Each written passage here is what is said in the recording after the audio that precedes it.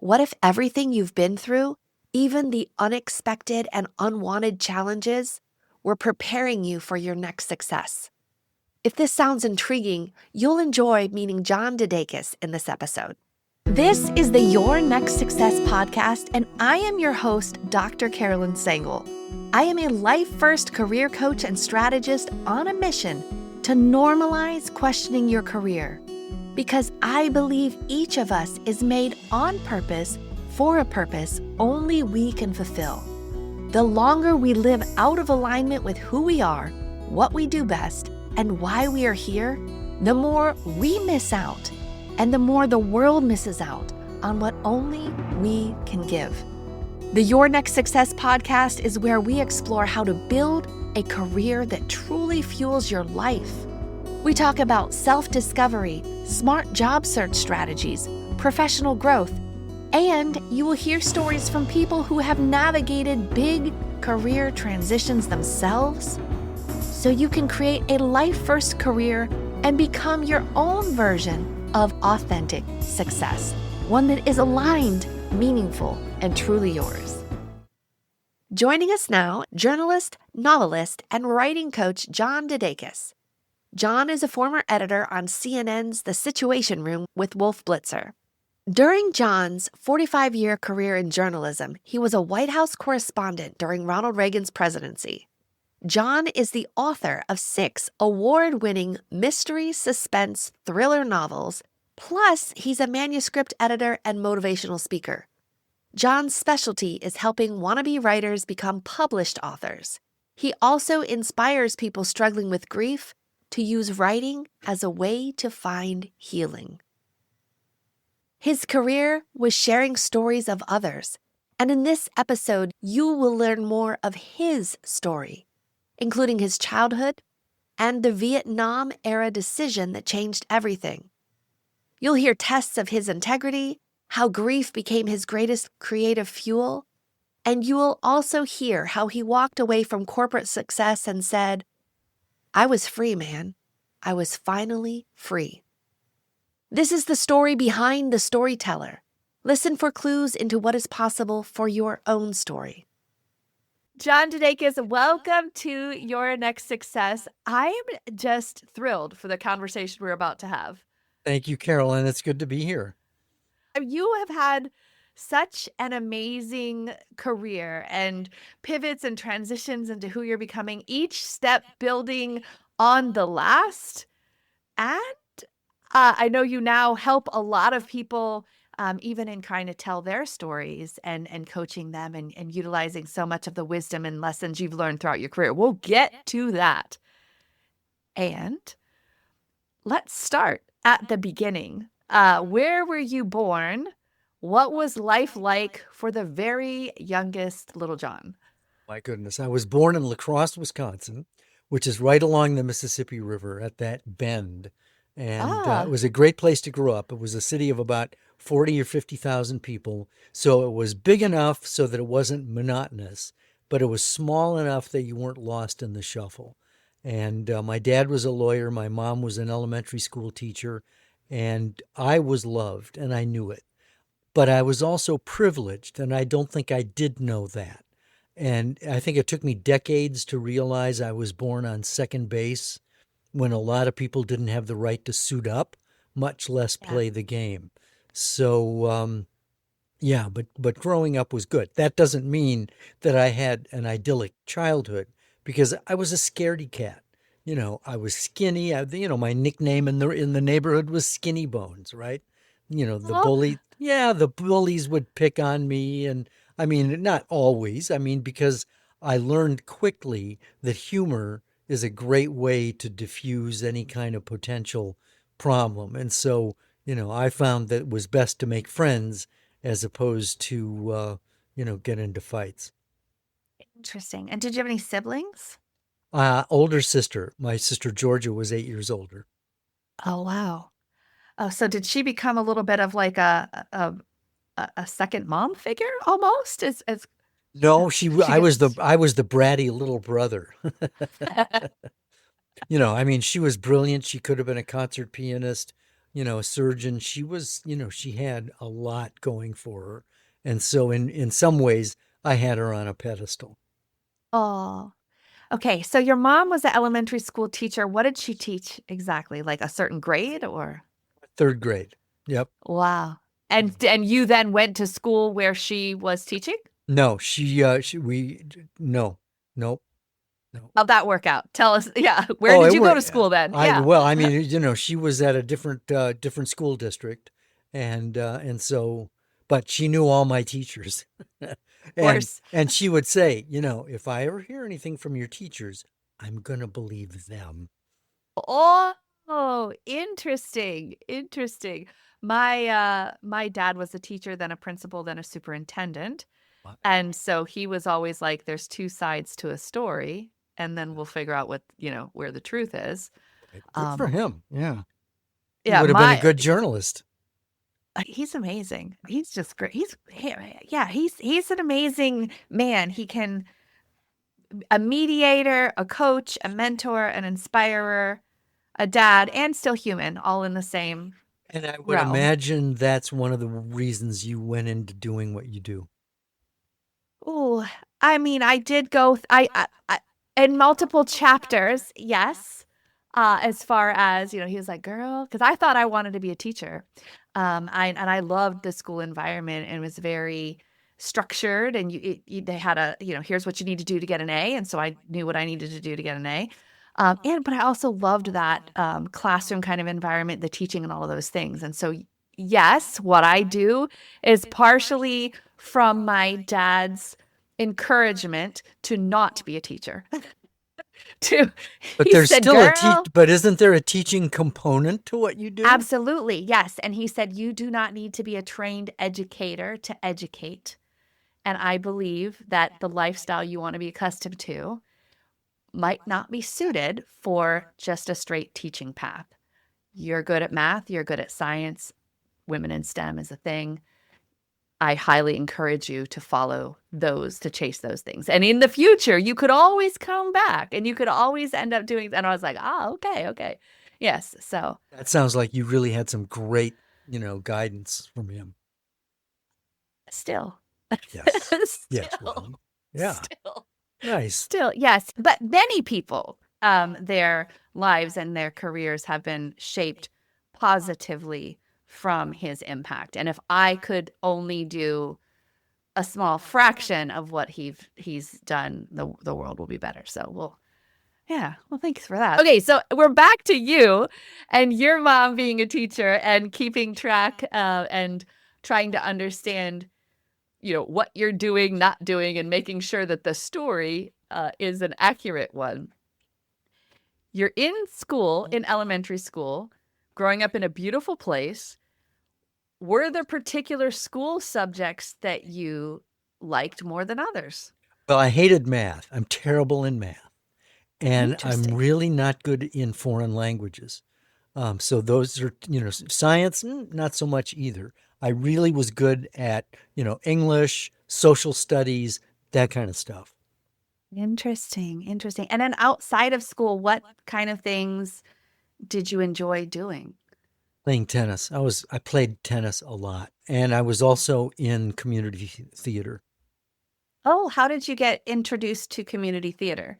When I was I was probably in school plays even in junior high, but the bug bit when I was a sophomore in high school, and I can't remember exactly how it happened, but I tried out for a play, a one-act play called The Sandbox by Edward Albee. It's theater of the absurd, and I got the part of Granny, and this is before the beard, and Do tell. yeah. How'd that work out? Oh, and it worked out really well. And I had a little granny voice, and we did state forensic competitions, and so we traveled to high schools all around the state and got an A, first place in the state competition. And so, and the speech teacher George McClendon was, the director for the play, but he was Ah, also active in the community theater. And so I also tried out for productions there and, did pretty well, at least during my high school years. Theater is a time suck. And so, Absolutely. and so, Yes. the more I went along, I didn't have time for it anymore, but I was preparing to go into law and politics. And so theater was, part of the skill set for that, because part of politics is theater, it's performance. Absolutely. Yes. And you can have a story, but then for other people to listen to your story, it needs to be a bit entertaining. So there's There you that go. as well. All right. So where did you start, putting this target of you wanted to go into law or politics or something? Because you're talking about in high school, you don't just do high school theater, you're now doing community theater. That's next level up. And at what age and stage did this target of what you thought you wanted to do start shaping? It started to come together actually when probably I was about, I don't know, 13 or 14. Kennedy was assassinated when I was Mm. 13. And there was obviously wall to wall coverage.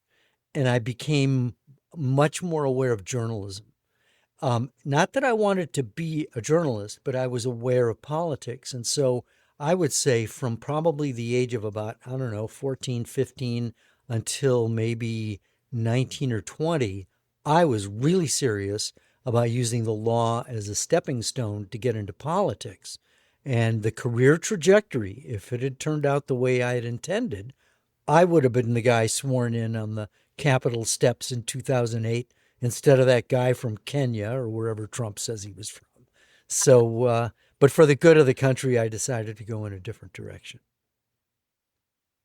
There's a lot there. Hold on. Yeah. For the good of the country, you Right. decided to go. Well, I'm rethinking that now. Okay. So I guess from your earliest lens, growing up as a child in Wisconsin, what did you think it was to be a successful adult or a successful member of society? Was there some vision in your mind of this is what it means to be successful, and so therefore this is what I'm going for, or this is what I'm not going to be? Like what? That's a really intriguing question, and I don't know if I've ever been asked that before, because I am pretty sure I'm making this up as I go, because I don't think anybody's asked me the question that way before. I never really thought about the word success. But my parents were good role models.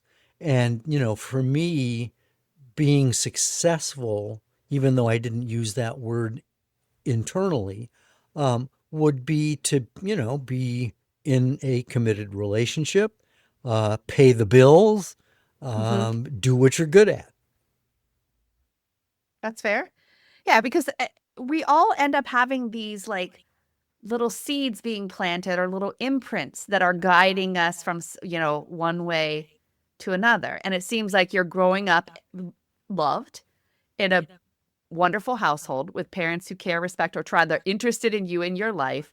They're trying to give you opportunities and make it possible for you to explore things traditionally and off the traditional path for your own good and betterment as your things are evolving, as you're You evolving. said very well. I mean, there was never pressure to be successful. There was never pressure to make a lot of money. It really, I think put it into words really well. To live up to your potential, whatever that happens to be. And to be you, To be the be you you. that you could be, that you wanted to be, that you saw. And then along the way, this very impactful event in society happens with Kennedy, and you're growing up and you think you have some sort of view of this is how the world works and this is what it means to be respected and this is what it means to be good. And now all of a sudden, this event literally rocks you and causes a slight pivot or a focus in an area. Yeah, definitely. I was very Mhm. focused. Focus is the word. Okay. Now, as you decided or were trying to decide then what to do after high school, what all went into that and how did you choose where to go? There, I instinctively knew what the skill set was to go into politics. You need to be persuasive. You need to be entertaining. There's a certain degree of showmanship. Um, so there were, and so there were all those things that were in play. And where I went to school, I mean, it was the University of Wisconsin in Madison. I mean, that was my sister had gone there. I don't even think I remember being in the throes of indecision about where am I going to go to school. That was where I was going to Okay. go. That was just, it was, and you don't remember if you applied to other places. It's just, this is where you're going to go. This is where I can go. This is where I should go. This is my place. Yeah. Yeah. Okay. All right. So then as you get there, now I'm not as familiar with Wisconsin geography. Did you go live there? Oh, yeah. I mean, Yeah. Madison was about 150 miles from home. Okay. So, I mean, I lived in the dorms and all of that. And that was the beginning of a change because, Madison and the University of Wisconsin, much bigger than La Yeah. Crosse. And Yeah. even though there were 60 guys on my floor, 2,500 in the dorm complex, I would be in lectures with 500 people. I'd been student council president in high school, so I was a big fish in a small pond. Now I was a minnow in Right. this, and that was also at the time of the Vietnam War, a lot of the campus Ah. protests. And so that led to a lot of inner turmoil. Who am I? Why am I here? What's this all about? And that was that was a difficult time in the life of the country as well. I mean, after Kent State, it was like all college campuses literally blew up, and the country was tearing itself apart. Martin Luther King Jr. had been assassinated. Bobby Kennedy was assassinated within months of each other, and so And this is all while you're in college? yeah. And was there a thought or a risk of you could be drafted at any moment? Like, help me understand how Interesting. did that You should work? yes. Well, I mean, I just saw this short over the weekend of this young gentleman going, if you're this, you're going to get drafted for World War III. You're still going to be able to be drafted for World War III, blah, blah, blah. And so now this whole point. right, because we've for the last 50 years or so, we've had an all volunteer military. And but back in 1969, they instituted a draft. And if you had a draft number below 150, you were going to Vietnam. My number was 14, and it didn't look good. I had a student deferment, so I was safe for a while. But So tell more about what that is. So your number's basically on the list of you're going sometime. Now the deferment means you get to wait until you're done with school? Right. I was in school, so that meant I was deferred from the draft. The problem was that when I was a student at the University of Wisconsin, Playboy magazine made UW-Madison voted it the number one party school in the country. And so it was my mission to be I didn't succeed in being the number one partier, but I got so good at it that my grade point average was 1.95. So I was that close to getting kicked out of school. Which would have meant signed up to go now. Yeah. But so I had joined a campus radio station and covered a riot after Kent State. My parents heard me getting tear gassed on the radio, and so they encouraged me to switch schools, which was fine. I'd had it with all the campus chaos. But I lost 20 credits in the transfer and my student deferment. And so now I'm easy pickings for the draft. But my dad was on the draft board. I go to my There's dad. a draft board? Yeah. Oh, yeah. Yeah. Oh, yeah. Tell us this. Yeah, exactly. Well, he was a World War II veteran, a member of Veterans for VFW, Veterans of Foreign Wars. And so I went to my dad and I said, Dad, and he knew what was going on. And before I could even finish asking the question, he said, and this is a quote, and the way he said it, he said, "Hell no, I'm not going to get you out of this. Talk to a recruiter and find out what your options are." Because not everybody who's in the military, has to be on the front lines. And so I talked to a recruiter, discovered that they had something called military journalism. Who knew? And so I enlisted to avoid the draft because I'd have more control over what I'd do. What you got to do.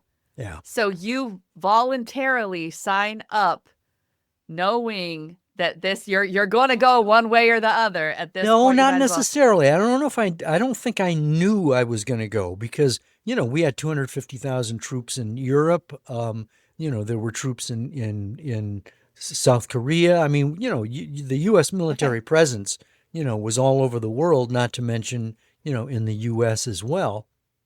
But I did get orders to Vietnam. And here's another plot twist. 2 weeks before I was to ship out, my orders were changed to Germany, and I spent 2.5 years at the headquarters of the American Forces Radio and Television Network in Frankfurt, Germany, doing interviews for a special events radio unit. And the first interview I was assigned to do was with this guy named Alfred Hitchcock. Maybe you've heard of him.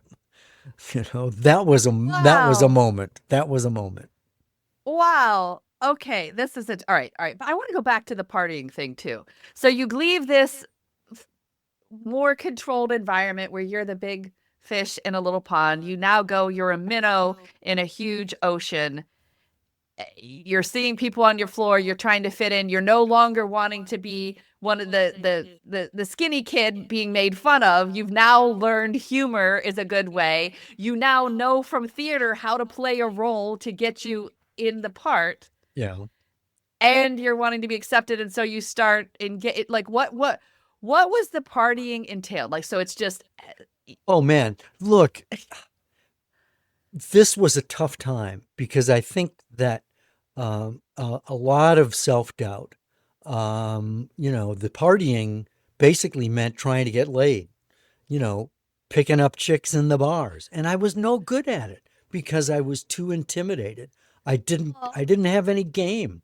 I was afraid. I was afraid to approach beautiful young women. I had been able to do that in high school, but it was different. It was just different in that kind of an environment. And so, I had a tremendous inferiority complex. To be honest with you, I actually seriously considered suicide. I was that confused. I didn't, come close to it. I think when I actually started thinking about how I was going to do it, that's when I backed away and go, no, not so much. But that was a very difficult time. So you're seeking to be in good relationships with people or to have this attention. And as you're considering all your options, suicide becomes one that was contemplated. Suicide becomes an option because I still had the humor, but I didn't have the confidence. I didn't have the inner confidence. You didn't have the confidence and you didn't have the purpose or the deeper why of what all this is about? I had a lot of confusion, just a lot of confusion because, I was, La Crosse, Wisconsin was, Nixon Republican country. It was, conservative and, not ultra conservative, but Madison, you're exposed to just a maelstrom of different opinions, different political viewpoints, different spiritual approaches. And so I hadn't thought about any of that other stuff. And so it was just confusing. So you just start questioning everything and at a very important developmental time. And then what got you past those thoughts? I guess maybe in some ways needing to transfer schools or other things Yeah, you're asking excellent questions because this was a pivotal moment. I mean, this was a time of tremendous confusion and turmoil in the country. And I was in my dorm, and a guy knocked on my door who'd been to law school, and that's one of the reasons I was interested in talking to him. And he was with a group called Campus Crusade for Christ. It was a non-denominational campus Christian organization. Now, I was raised in the Episcopal Church, but by this time I was, as you say, questioning everything. And, his approach was a lot different. Spirituality and religion were put in terms that were more accessible and understandable to me. Now, and so I prayed the prayer, but I don't think I understood what I had really done, because there was about a 2-year interval from that moment to where there was any kind of spiritual coherence to my life. And that didn't happen until I was in the Army. And I would say that for the longest time, there was I would call it a spiritual stability that took place. I read the Bible, it made sense. I was around people who were, attempting to live their lives in a way of integrity, but at the same time had some sort of spiritual understanding. I look back on it now, and I think that you could argue that it was maybe spiritual narrow-mindedness or legalism, dogmatism. I'm not an evangelical anymore, and we can go into that if you want. But but for the longest time, there was stability that was brought about by some degree of spiritual understanding. Like a little bit of an identity. Now, what is the prayed the prayer? Is this the That's knock, when you knock, invite. knock, do you accept God as your Lord and Savior? Like, there you go. Yeah, I grew up Catholic. We've just had prayers all along, right? Like, Yeah. And it was more of, as a child, my parents decide, as an infant, actually, my parents made the decision, yeah, let's baptize her. And then later as a teen, I confirmed, oh yeah, I really do believe this, after learning from the inside out. But yet this evangelical thing is a little interesting, because it's very similar. And I mean, the Episcopal Church is very similar to what you described. It was, baptized as an infant, confirmed as a, young person of 13, where you make a conscious decision. But, that's and then you grow more, and you still get a question. And faith is a journey, right? It's a constant journey, just like life, And so this, so the prayer was basically acknowledging that I've fallen short of God's perfection. Jesus was perfect and paid the penalty that I deserved, that was meant for me. But his crucifixion and resurrection basically reconciles me with God. And so by praying the prayer, I am inviting accepting God the into gift. your life. And But also it's kind of like we're not perfect. We're never going to be perfect. Perfect is the lowest standard, because it's impossible to attain. So therefore, Totally. And I was made on purpose for purpose only I can do in the way that I was, and all my imperfection. And I'm not going to fearmonger that anymore. Totally. No one ever, said, if you don't accept Jesus, you're going to hell. I mean, that would have been a non-starter. What really caused me to say yes to this was that Jesus promised that you would have life and have it abundantly. And I was not having an abundant life, because the guy who was talking to me said, this isn't about pie in the sky when you die. This is about having a full and abundant life here and now, and that made it relevant to me. I gotcha. Okay, so in the midst of questioning, in the midst of uncertainty, someone shows up and is like, buddy, you can have it all now. Yeah. And here's how you get started. Yeah. And you're thinking, well, I'm looking for a way to go in a direction, so why not try this out? Huh. Sure. Okay. Yeah. Okay. All right. So now you still end up partying and making some decisions that then lead you to needing to go to another school, that then lead you to choosing on your own where you're going to try to have a little more discernment in that direction of what you're going to do. And then you find yourself in Germany. But how did you, is it because you had done the radio show thing? Like, how did you even get on this journalistic option for the military? I would say that God, I love the curiosity and the line of questioning. When, again, going back to the early 60s, when I was 12, 13, around that time, I met one of my buddies and I, we were riding our bikes in La Crosse, and we happened to pass by the transmitter of WLCX, AM 1490, the rock and roll, leader in La Crosse. And Jim said, "Hey, let's knock on the door and see if they'll let it show us around." Well, it was a shack. And the only guy there was Pete Lakin, the guy who was the disc jockey, who played, the hits. And so Yeah. he showed us around, and it was like, I crossed the threshold into this magical place. And, I would go and visit Pete on weekends and just shadow him, watch him do what he did. So I was already receptive How to old is this? broadcasting. How I was yeah, how probably old? 13, 14, 15 in those years. Interesting. So right around this Kennedy time frame and kind of during the theater time frame, yet before the community, or maybe right along. Interesting. And this guy, in the midst of his regular job of what he was supposed to be doing, decides it's fun and fine to entertain a couple teenagers. Yeah.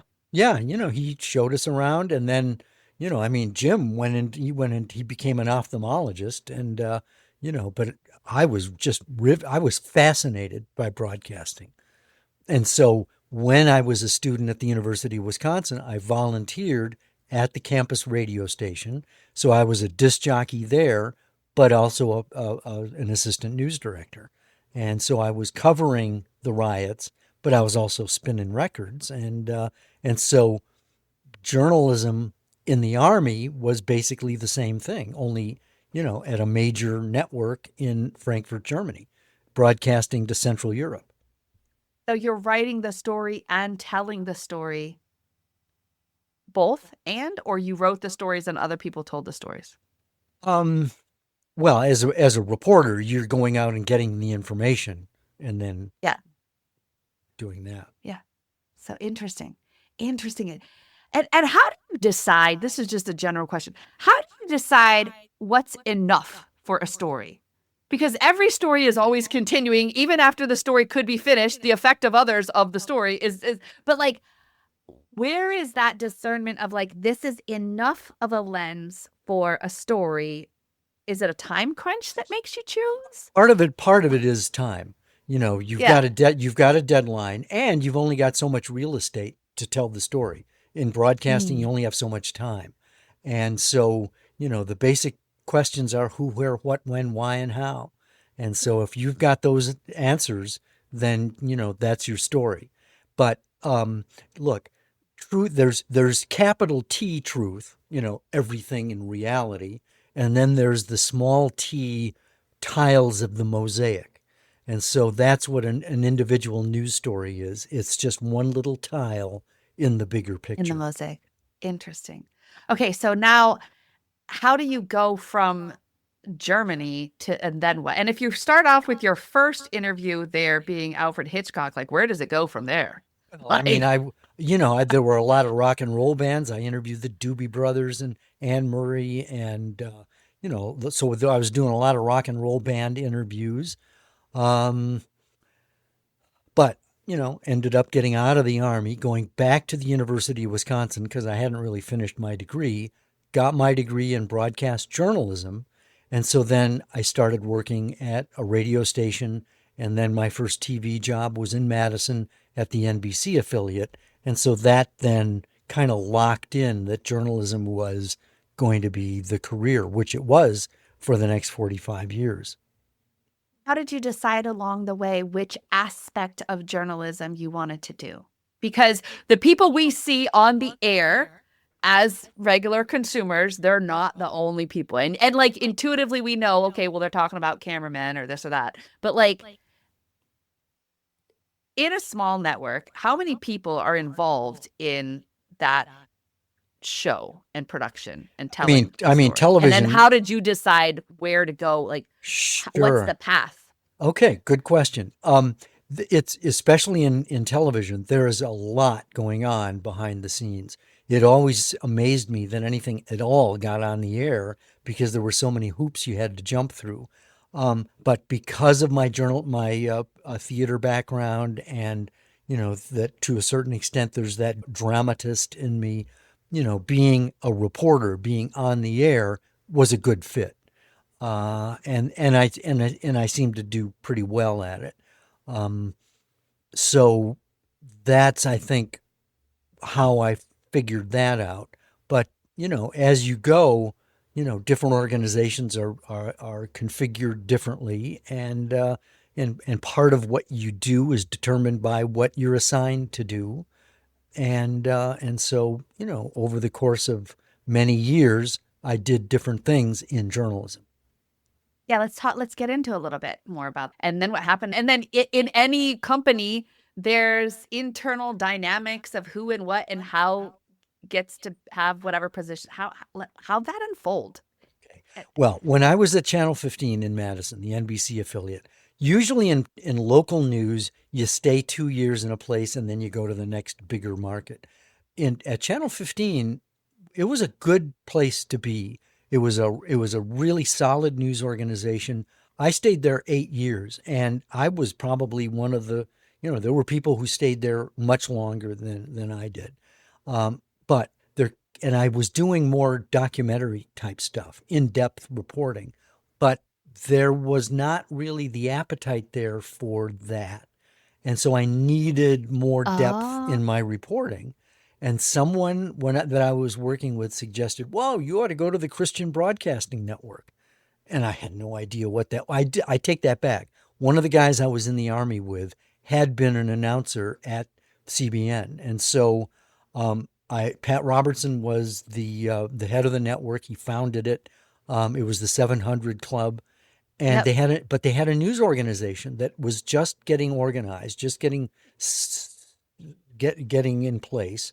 So I applied there. I was impressed with the place, and of course I didn't want to get hired, because of my spirituality. So I took all the God words out of my resume, and of course got rejected, bam, immediately, because I didn't measure up to what You HR weren't was looking aligning to for. what they wanted. Yeah, Yeah, but interesting. the Yeah. day I got my rejection, I called my friend Mike Little he was now back at the network, not in the Army anymore.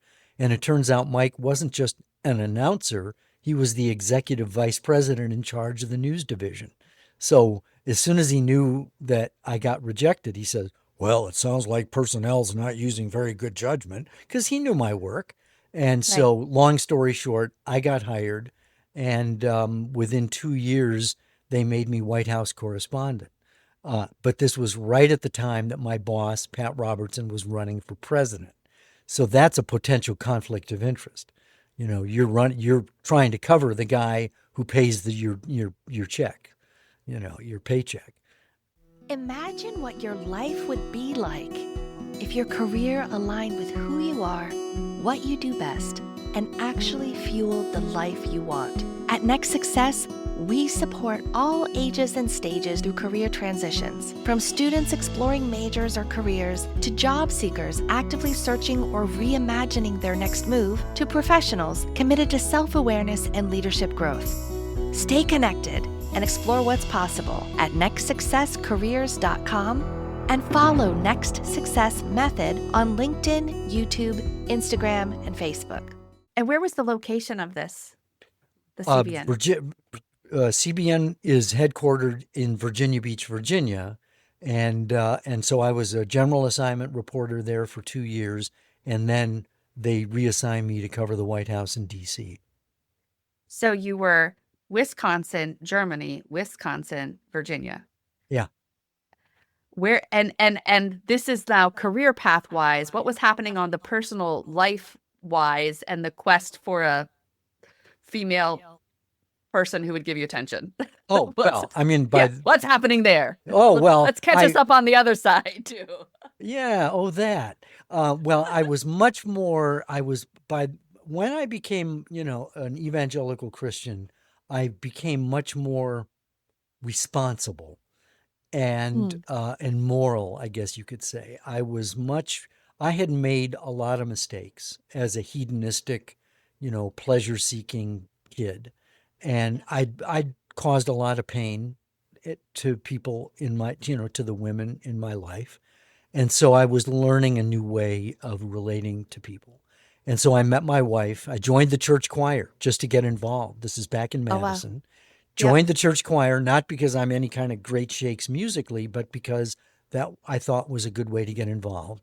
And a year after I joined the choir, this young woman named Cindy Brown, who had been a choir director at a Lutheran church near Madison, became our new choir director. And it was about my age, also single, not bad looking. We clicked, blah blah blah. And so by the time so we got married within 9 months after we met. I proposed after 6 months, and we're And still is this together 48 years later. Oh, this is amazing. Okay. So, and then did you meet her when you went back after being in Germany, or did you meet Yeah. her before you went to Germany? No, I met her in 77, so I was already a reporter at Channel 15. I was, my life was stabilizing by this time. And How I old are and you at I was roughly? 27 then, and Oh, she was 4 months younger than me, or I, and so I was really at this point I was actually looking for a wife. It was no fun playing the field anymore. I needed something long term. and so then she moves with you Yeah, I mean as when you get this opportunity. And then what did she do along the way as you kept getting other opportunities? Did well she still stay as choir director? I met her when she was working on her doctorate in choral conducting, choir directing Interesting. basically. Yeah. But she wanted to teach at the college level. And so she got her master's, but then she discovered she had to get her doctorate as well. And she wasn't as enamored with that idea. So when we got married, she decided to teach public school. She had taught public school music. And so she went Interesting. back to teaching public school. Probably 2 years after we got married, the first kid came along. And so um, I, she decided to stay at home, even though she made more money than I did she made more money as a teacher than I did as a reporter, which is saying a What's lot. wrong with the world, Oh right? my God, Like, who switched the is that price still the tags? case now? Yeah, Like, is that yeah, still the case now? yeah. Or journalists paid, I mean, because Well, it depends on teachers where are you not are. paid related to the impact and the lives that they're doing. Absolutely. And I'm a little bit shocked to hear that journalists were paid less. Well, And I yet mean, that's the way, even in that time, like that's the way anyone was getting their info. There well, wasn't this swipe left, right, search, search, search. You had to rely. it How it with the depends. people. Yeah. It Tell me. depends on where you're working. I mean, journalists make a lot of money depending on what they do. If you're an anchor, you're making, you're top dog, so Yeah. you're Yeah. making the most money. I wasn't an anchor. I was a reporter. And so, there's a vast pay range within journalism. But, we made the decision, and and it wasn't like, Cindy, you're going to stay home with the kids. I'm not that kind of guy. Yeah. But she felt that these are irretrievable years. And so she felt that it was important for her to be home with Emily as opposed to, Yep. being the mom to 25 other kids. Mm. And then how many children did you guys end up having? 3 altogether. 3. Wow. Okay. So Emily's born, you're a reporter, you're in Virginia. Then there's the whole like you could be a White House correspondent, but now you can't because your boss is going to run for Oh, president. Now no, that's I a could. I was definitely a White Oh, House correspondent. so But tell me, yes, how did this go? How did this pivot then? well, With all these things. it was definitely difficult because this is before Fox News, but CBN, their news division, felt that the news media was hopelessly liberal, and so it was our job to counter that by being conservative. And that was not the way I was trained as a journalist. Yeah, and I'm like, that kind Mm, of seems a little bit my like, my my argument yeah. was 2 wrongs don't make a right, dude. So I was trying to play it straight, but I was in an organization where the pressure to be conservative was intense. But it was not relentless, but it was an uphill battle. And, and I mean, I did an interview with Pat before he actually decided to run for president. And to be fair, I mean, it was a tough interview, but he didn't, try to shut it down. He didn't try to, take control over that. He actually called us his runaway news division. Oh, But it was difficult. It was difficult because the perception was, that we were carrying political water for our boss. And interesting. yeah, so it was What difficult. and aside from just being technically difficult, how did that like feel or manifest, or how did you experience that, knowing it's difficult? Like, did it, like, was there an internal, there was a time where it's like how I was aligned and how the company, the larger organization that was aligned, I hadn't discerned enough of who I was, what I actually believe, what I actually value. And yet in the same moment, my body was experiencing all sorts of stress and things that now looking back, it's like, aha, it was that. Yeah. And it felt like this and it was like that. Well, But I mean, and then I was angry, but I like, what was was it for angry. I you? was angry Yeah. a lot. I mean, I was angry a lot because I felt that, we needed to play it straight. And so, on the one hand, I was concerned about, the perception that I wasn't a fair minded journalist. And on the other, I was angry that I was being pushed in a direction that would cause me to try to make my copy persuasive as opposed to informative. And so Ah, long story short, I ended up leaving on my own and went to CNN. Amazingly, CNN didn't consider me to be damaged goods. They hired me in Atlanta to be a writer, and I was at CNN for 25 years. And that was, that's that at the time was the holy of holies of journalism. 24-hour news. While I was there, basically CNN got on the map as the yeah. go-to place for, responsible journalism. And I appreciated CNN. I think when I was in college and had cable, I really appreciated that CNN was there, and I really appreciated headline news because I Yeah. thought, well, here we go. Every half hour, Yep. regardless what time I'm getting up or whatever, I'm Yeah. going to flip this on, and I'm going to know in 30 minutes if the world is still the world, and There then I'm you going to go. go about my Good my for you. Yeah, my day exactly. and Yep. see. Yep. And plus, if I am not incorrect, Robin Meade, Yep. I remember hearing her on the radio in Ohio while growing up. And then it was just like, wait, what? I've heard this woman Yeah. speak before. Now she's a, how interesting is that? So yeah, Yeah. it was that was a Oh, I nice mean, thing. But you went on, yeah, she's rock solid. yeah. And so what parts of CNN did you impact in your career there? Like, I know it was, I know there was a big entity there, but there's many components of that. So as you first started, where are your stories being told? Are they only told on the main things, or are they told on headline news? Like, what? How? No, Headlines was basically a different company within a Yeah. company. So I was with CNN CNN headquarters in Yep. Atlanta, and at least in the initial years, writing for the main newscasts. And at least before the Gulf War, it was an assembly line. I mean, I worked on a lot of different shows, but then after the Gulf War, they went to a show-based model where each show 2-hour time block had its own editors, writers, producers, anchors, all that kind of stuff. And so I worked on the early morning newscasts. Carol Costello was the anchor that I was her editor, and we worked together for a long time. And then I went to DC, and the last 7 years I was one of Wolf Blitzer's editors on the Situation Room. So that, and the impact. I mean, I was sort of a mentor, I suppose. I was older than a lot of the people in the newsroom in DC. I taught people how to write broadcast copy. And so, there was a teaching component that was there as well. But it's a big place. So I'm a cog in this big machine.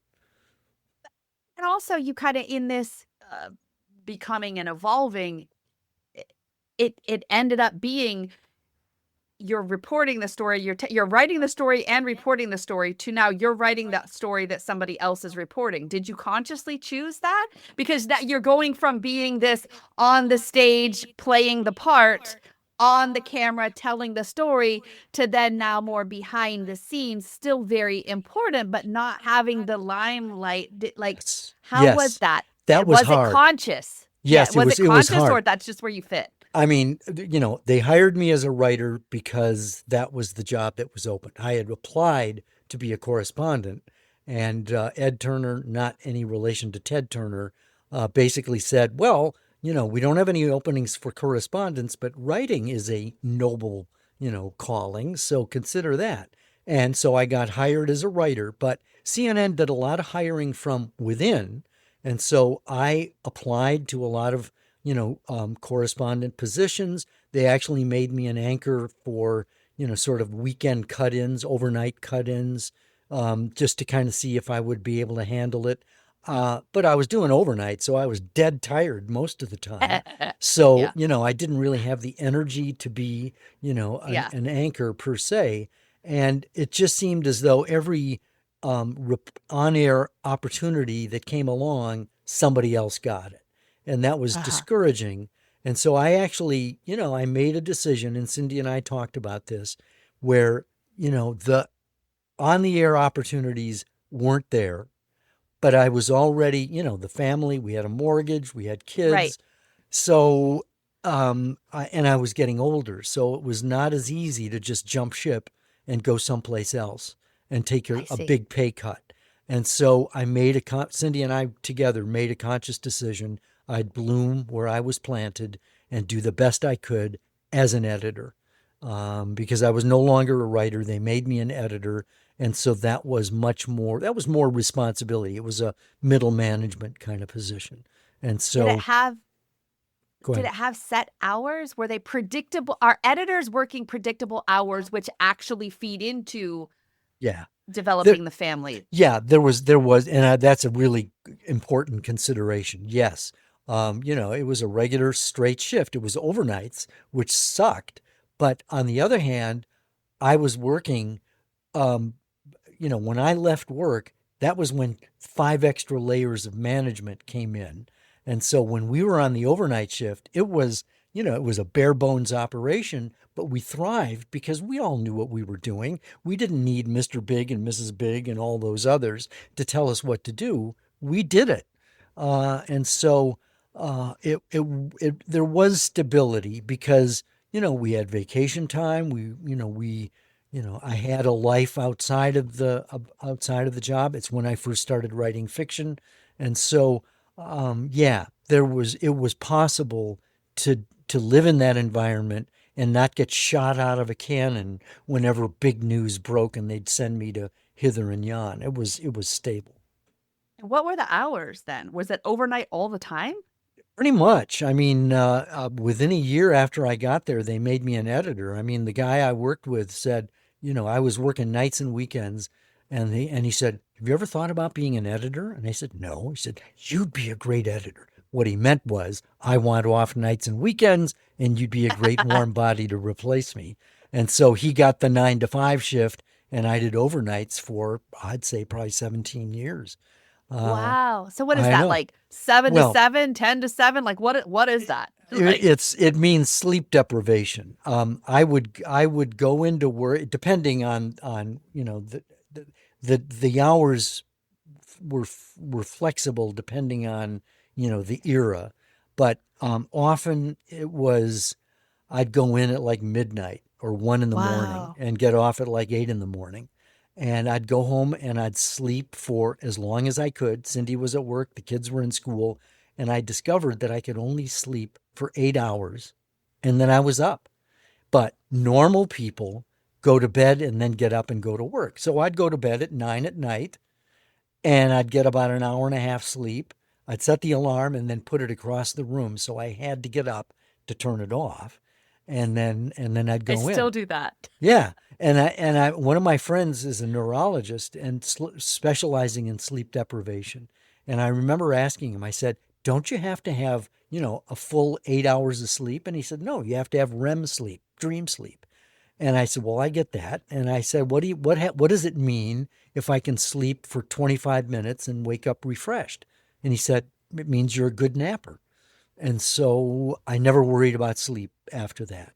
My body pretty much told me when it was time to sleep, and it's still the case. I mean, I've been retired since 2013, but I still get up at like, 2, 3 in the morning. I got up today Oh, at 3 in the wow. morning, and I've only had 2 cups of coffee. That'll probably be it.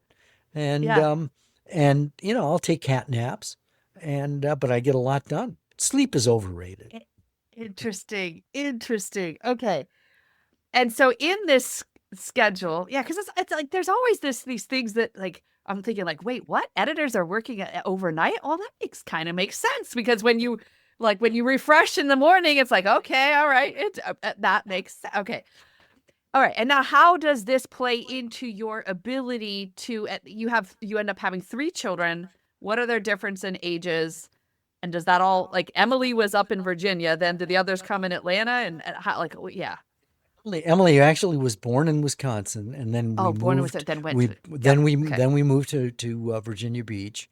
Then James came along, and he's 2.5 years younger than Emily. And then we moved to Atlanta, and probably a year after I started in Atlanta, Stephen was born, and he's 5 years younger than James and 8 years younger than Emily. Okay. And so while they're in school, you're sleeping.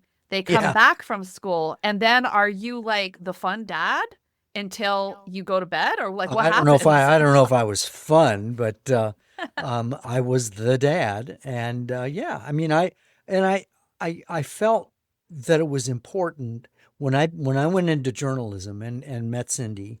I had wanted to cover the White House for CBS, and when I got married, I just knew that that was not a realistic goal because, the divorce rate in journalism is huge.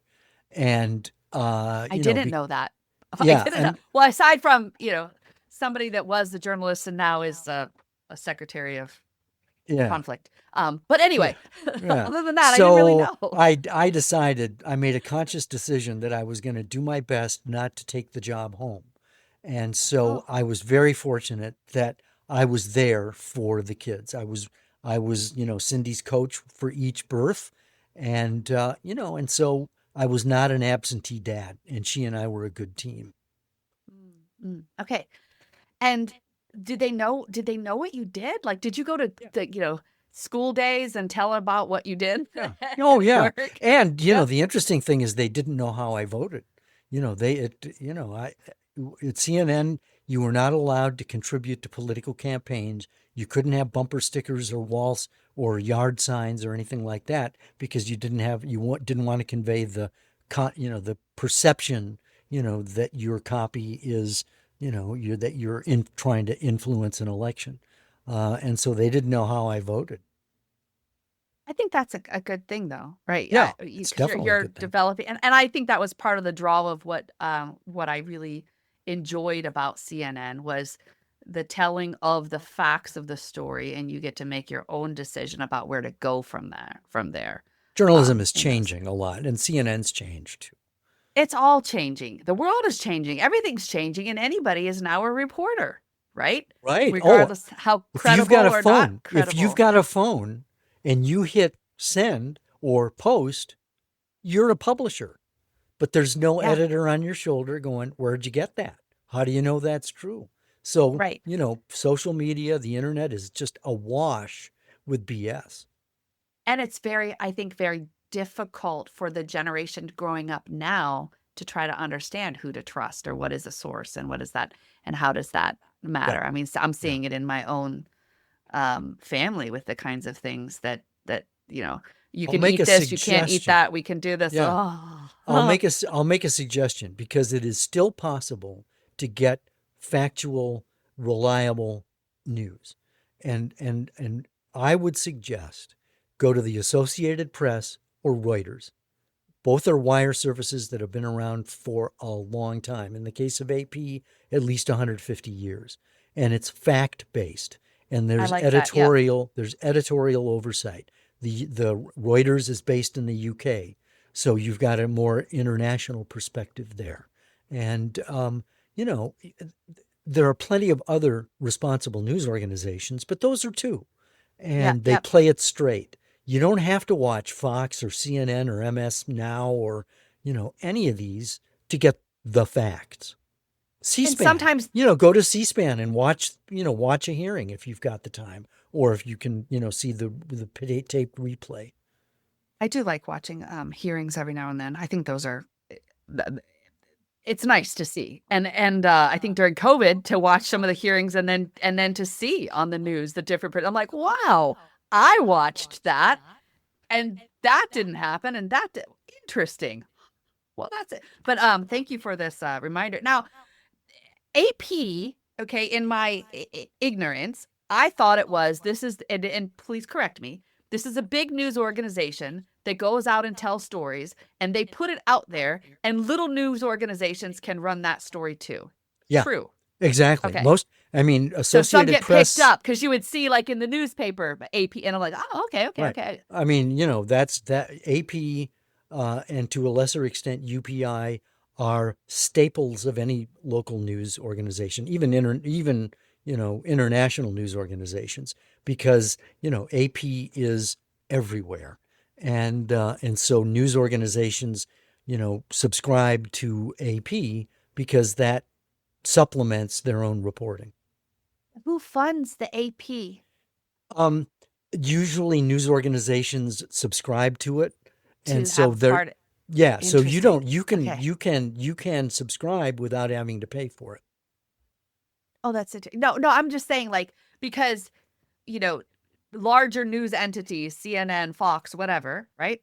Right. They have bought into their network, their agenda, deviating away sometimes from true journalism, and they're paying to have this thing. So now AP has to be funded from somewhere. It's just funded from individual subscribers or news subscribers, and that's enough to keep it unbiased. Yeah, I think so. I mean, that Okay. you're asking a question that's beyond my scope of understanding, but Mine they too. do have subscribers. Yeah. And you got a lot of news organizations that subscribe. Yeah. Beyond my understanding too, but I it's just like, oh, somebody somewhere is paying to allow the story to come out, and that person I would paying have to may not have an yeah. agenda. I mean, It's I've just an got AP interesting on thing. my phone, and they probably have advertising on there as well. Oh, probably. Yeah, probably. Okay. All right. So this is cool. You're in Atlanta, you're working overnights, you're contributing to journalism and true journalism of here's the facts, let other people make their decisions, being on pretty big shows. But then what happened in 2013 that you decide, nah?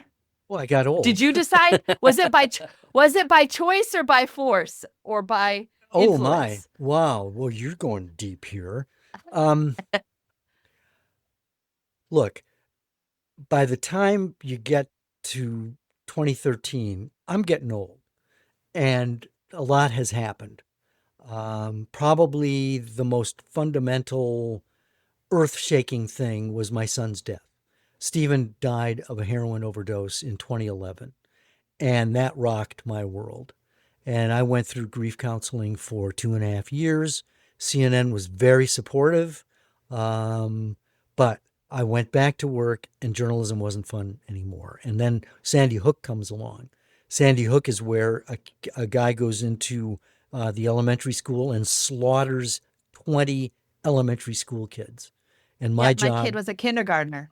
Yeah. My oldest was a kindergartner. Oh, that must have been awful for you. And it was nowhere near me, and yet it just started. And then my child, then they started having the gun drills, and then my kid came home and told me we had a gun drill. Don't worry, I sat in the back, so if a bullet comes, it'll hit them before it gets to me.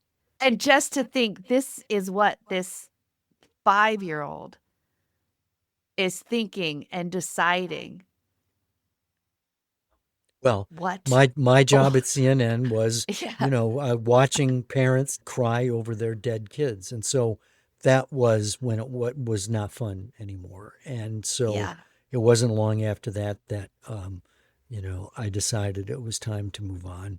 And I'd already written, I think, four novels, and Written all and of published them? yeah, oh yeah. I mean, my first novel Okay. came out 20 years ago. And Okay. and so it's a series, and my protagonist is a young woman in her 20s, and she begins finding the body of the aunt who raised her from infancy. So grief and loss are part of her character as the series unfolds. So I'm processing grief. My in fact, my we Of didn't all the get into this. stories, how did you choose this as your novel? How did you choose this as the focus of your like you could have told you by this point you've been and heard and seen and witnessed and told many, many, many, many, many, many stories. How did grief become the focus? Because my sister took her life in 1980. And so Cindy and I had only been married a couple of years. I was still a reporter in Madison. And it wasn't probably when I first started writing fiction, it wasn't for another 15 years, but that was already part of my life. Story. Yeah, my story. And so when I started to write, I discovered, just because that's the way my creative mind worked, is you mine the pain. You go for that. And so I was processing my own grief through my protagonist. Of writing the story. Yeah. Okay. So your sister, who you put on a pedestal, who you Yeah. very much looked up to, Yeah. this rocks your world and writing becomes an outlet, Yeah. different, not directly related, but an outlet for that grief and processing. And then I can't even imagine with your son. Yeah. And yeah, you're so now there's just certain points of life that you can't go back to who you were. Right. Right. It changes you. Grief changes you. And in the midst of this, how do you choose to take one step forward anyway? I mean, as a teen, you already start questioning, who am I? What am I? Why am I here? What is the point? Two people you love the most, but like what kept you taking a step on this side? Again, a really good question that I don't think anybody's asked quite that way. I think that I'm enough of a realist because as a journalist, you see people on their worst day of their life. My dad fought in World War II. He helped liberate one of the concentration camps. So, I have no illusions about what life can deal you. There are no guarantees that you're going to be immune from pain and loss and death. And, the Kennedy assassination, MLK. I mean, Right. that's part of day-to-day journalism. And Even so, Jesus, like everybody dies. Why are we yeah, doing this? Like, yeah, life's not fair, no, and yeah, so I guess it's you just it that's the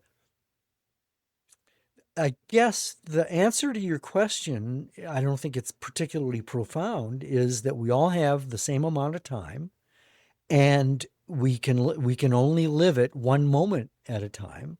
And so one moment leads to the next and leads to the next, and they go by 1 second at a time. So the pace sets itself, and so you learn just to manage it one step at a time, and you can only control that moment.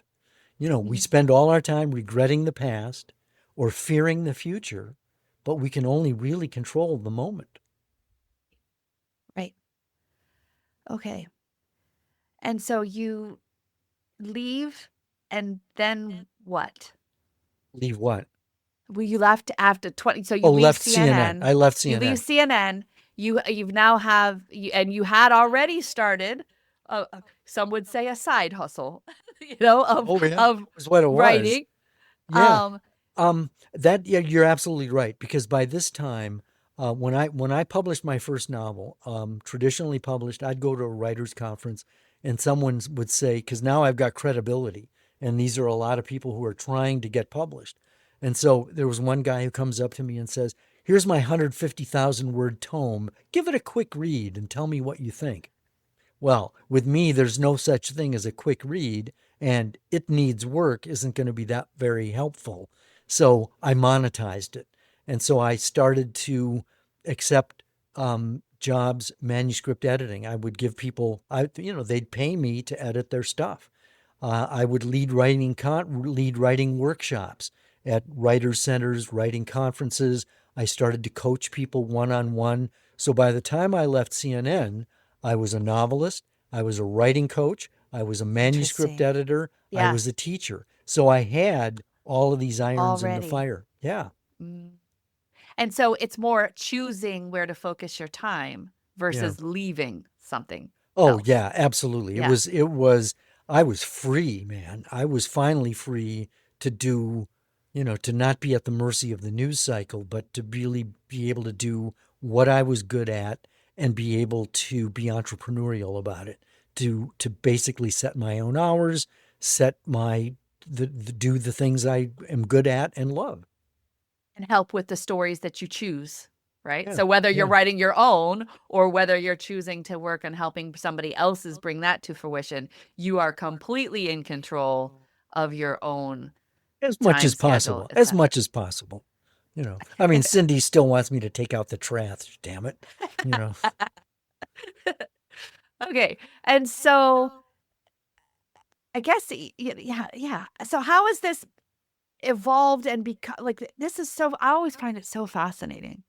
But yet anything that's given to you as a challenge, an opportunity, an adverse experience, you're still picking up the little tiles of the mosaic and making it into a beautiful story. Trying to. Yeah. This is beautiful. This is beautiful. Okay, so now how do you choose to spend your time? Not in spend, but how do you choose to invest your time? What captures your attention these days? Well, the great thing is that Cindy and I are both basically retired, so we hang out. I get Oh, up. that's I cool. think I get up around 3 in the morning. Cindy sleeps later, and so I come down here and work. I journal. I journal every day for probably at least a half an hour. So that's my writing. And Yeah. then I'm fielding emails, I'm editing, I'm writing, and then around 8 she's ready for coffee. And then we go up and hang out and read and do the New York Times puzzles and talk and all that kind of stuff. And then I'm back down here in the afternoon, and around 7 o'clock, we have dinner together and then watch, probably The Pit or something on TV. And yeah, and then the cycle repeats itself. So now, and from this vantage point, like how do you define authentic success for you? Oh, I mean, it's not being famous. It's not making a lot of money. Those two things I think can be a trap. So for me, success is doing what you're good at and what you love. Period. Mm, mm. And with who you love Yeah. seems as well. That's the Oh, other. absolutely. In fact, the most recent novel, Enemies Domestic, we wrote it together. I mean, I was the writer, but we came up with the idea together. I did the writing, and then she was my alpha reader. Every Oh, every nice. chapter I wrote, I would take it up. She'd give me notes. We'd talk about it, and then that gave us enough light for the next step, and so on. Oh, what a beautiful just Yeah, evolution of partnership and yeah. giving and growing together. That's quite beautiful. Okay. I'm a lucky So guy. how well, I think yeah, you're both lucky, right? You chose each other and love is a feeling and a choice. It's Um more of a choice than a feeling. yeah. There comes anybody who's been married for any length of time will tell you there comes a point where the bloom is off the rose, and that's when you have to make love a choice. And Yes. and yet, what I've discovered over 48 years is the more you make that choice, the warm fuzzies can return. They're just different, Yes. deeper. Yes. Yes. Yes. This is so good. Okay. How do people find you now? How do people work with you? Because you mentioned a variety of things that capture your attention and how you help people. Best way to do that is through my website. Everything kind of gets funneled through there. It's my name.com, johndedakis.com, JohnDedakis, Sam.com, johndedakis.com. You can get through to me by send a message. It's got my books, my speaking, my teaching, the different, events that I'm going to be involved in. A lot of them are online. I do a lot of speaking now, teaching. So it's a one-stop shopping for however you want to interface with me. Awesome. Thank you just so very much, John, for telling Thank more of you. your story, for being on the podcast and sharing all these kind of twists, turns, pivots. And it's just a beautiful creation that you've brought into the world, for sharing so many other people's stories, as well as your novels and your transformation into challenging times to helping others. So genuinely appreciate it. Well, you're welcome, Carolyn. And thank you for such, probing, logical, important questions. Thank you. John, thank you for your honesty, your humor, and for showing us what it looks like to keep choosing yourself as you navigate your next success. Thanks for listening to Your Next Success with Dr. Carolyn Sengel. Remember, authentic success is yours to define and includes aligning your career to support the life you want.